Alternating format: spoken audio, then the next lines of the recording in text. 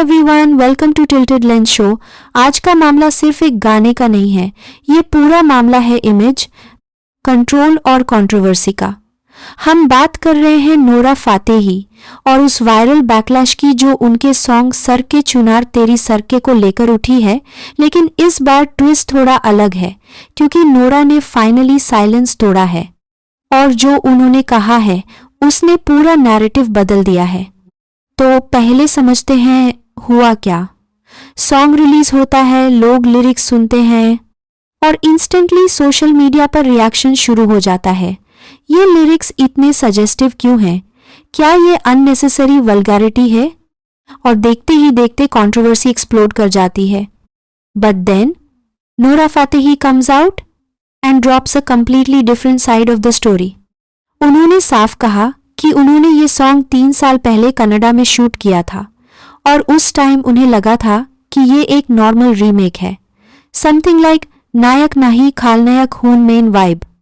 Now think about this, एक actor set पर shoot कर रहा है, लैंग्वेज पूरी तरह समझ में नहीं आती, आप प्रोडक्शन टीम पर डिपेंड करते हो एंड सडनली ईयर्स लेटर वही सॉन्ग एक अलग लैंग्वेज में अलग लिरिक्स के साथ रिलीज होता है विदाउट योर अप्रूवल।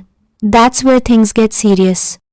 नोरा ने क्लियरली कहा कि हिंदी वर्जन के लिरिक्स के बारे में उन्हें कोई आइडिया नहीं था और उनसे कोई परमिशन भी नहीं ली गई। नाउ दिस इज बिग क्योंकि अब बात सिर्फ वल्गर लिरिक्स की नहीं है, अब बात है कंसेंट और क्रिएटिव कंट्रोल की, और यहीं से पूरा पर्सपेक्टिव शिफ्ट हो जाता है।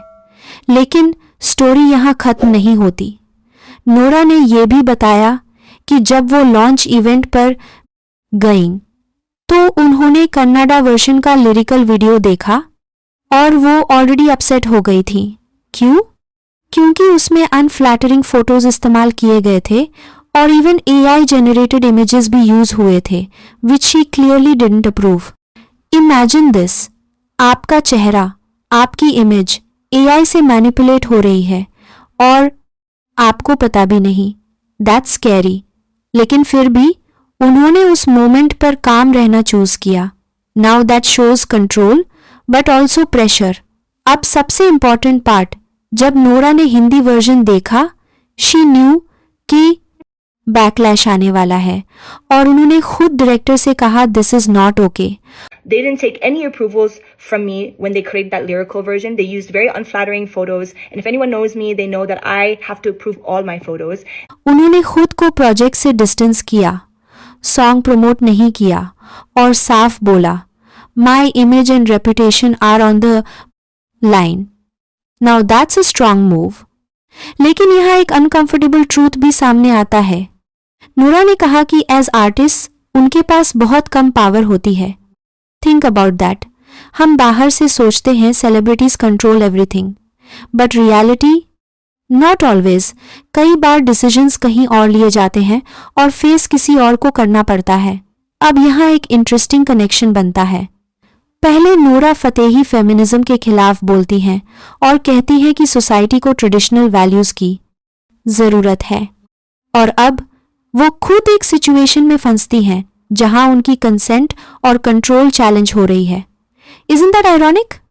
क्योंकि यही तो फेमिनिज्म का कोर मुद्दा था, choice, respect and control over your own image. तो क्या ये पूरा कंट्रोवर्सी एक बिगर लेसन है?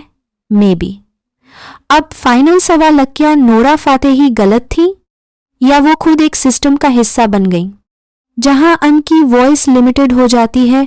और क्या ये बैकलैश जस्टिफाइड था या ऑडियंस ने बिना पूरी स्टोरी जाने रिएक्ट कर दिया? ट्रूथ शायद बीच में कहीं है, लेकिन एक चीज क्लियर है, आज के टाइम में ऑडियंस सिर्फ कंटेंट नहीं देखती, कॉन्टेक्स्ट भी देखती है। And once the full story comes out, narrative completely flip हो सकता है। अब आप बताओ, क्या आपको लगता है नोरा सही है इस केस में या फिर ये डैमेज कंट्रोल है? कमेंट में जरूर बताना और मिलते हैं अगले एपिसोड में टिल्टेड लेंस शो।